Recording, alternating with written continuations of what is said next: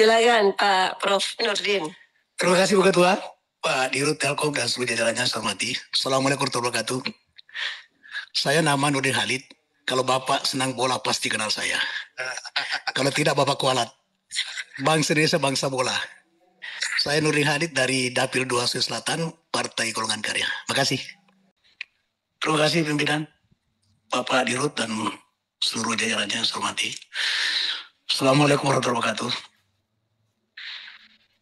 Terima kasih Pak Dirut atas pemaparan yang sangat komprehensif. Namun menurut saya sedikit ada kekurangan. Karena saya belum membaca adanya roadmap tentang pelibatan UKM dan koperasi di dalam roadmap daripada Telkom. Sementara kalau kita menyimak daripada salah satu roadmap Kementerian BUMN, yaitu BUMN menjadi pemimpin dalam menciptakan inklusi sosial dalam upaya pelibatan individu, kelompok, dan masyarakat untuk meningkatkan taraf hidup mereka. Saya kira roadmap ini dengan tema inklusi sosial itu sesuai juga dengan Undang-Undang BUMN pasal 2 ayat 1 poin E yang berbunyi bahwa turut aktif memberikan bimbingan dan bantuan kepada pengusaha ekonomi lemah dan koperasi.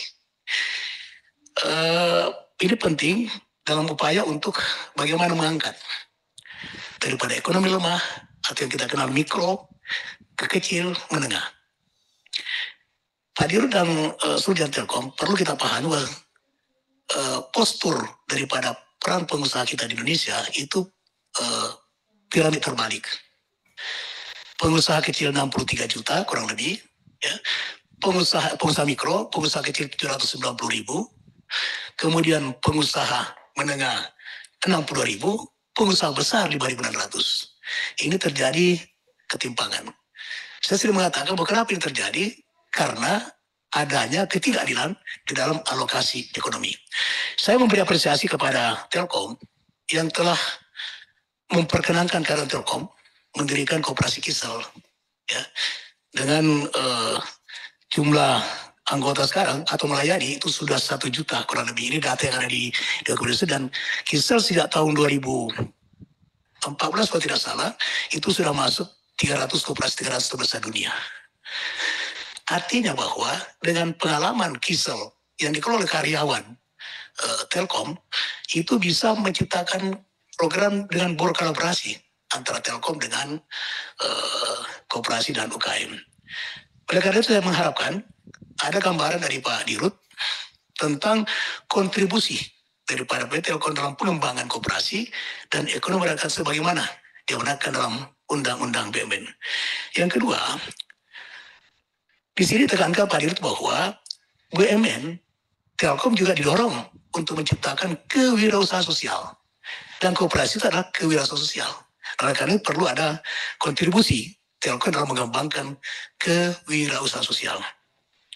Yang ketiga adalah saran saya perlu ada kontribusi dari Pak Telkom untuk meningkatkan akses internet. Yang tadi banyak anggota yang telah menyampaikan kekurangan internet di beberapa daerah.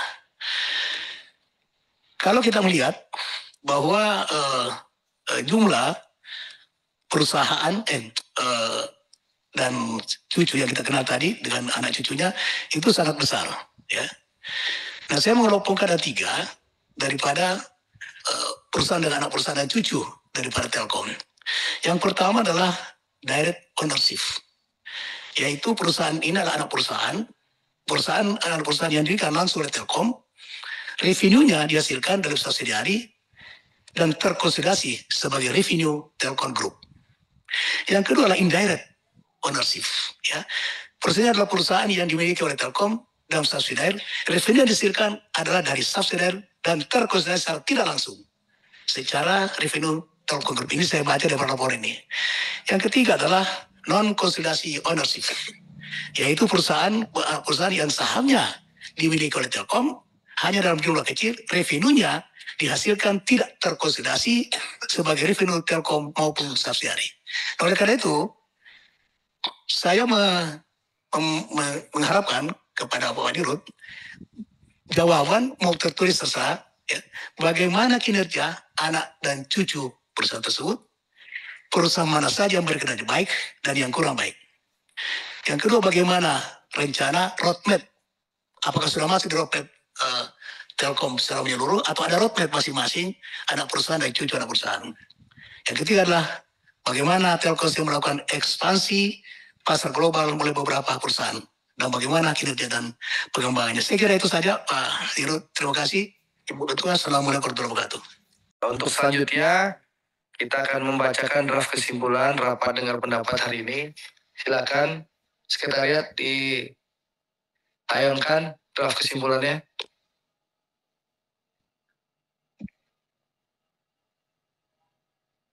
Draft kesimpulan rapat dengar pendapat Komisi 6 DPR RI dengan Direktur PT Telkom Indonesia Persero Tbk beserta Subholding Selasa 12 November 2024. Salah satu fungsi daripada... Sebentar, saya cabut dulu yang poin 4 kan dirubah. Saya cabut. Oke, lalu kan yang B-nya sudah ada lagi, Prof. Silakan, Prof. Pak Dirut, salah satu fungsi BUMN adalah yang tadi saya sampaikan, kewirausahaan sosial. Ya, dan koperasi itu adalah salah satu daripada kewirausahaan sosial. Saya mengharapkan ada kesimpulan juga di sini tentang peran Telkomsel barangkali menciptakan digitalisasi khusus kepada koperasi konsumen, koperasi produsen dan sebagainya itu. Itu Pak Andre. Lagi poin baru tuh.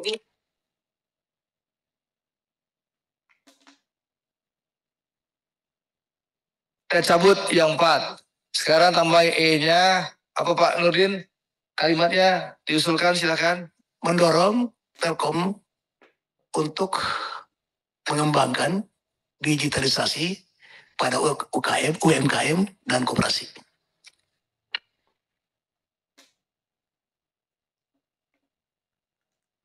Koperasi dan UMKM. Karena Pak Dirut, koperasi dan UMKM itu captive market, Pak. Yang tadi 63 juta. Ada.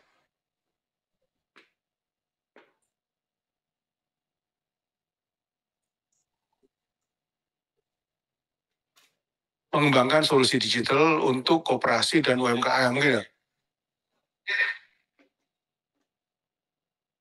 Ya. Ya, baik. Poin 4 semua udah setuju kan? Oke? Oke, saya ketuk ya. Oke.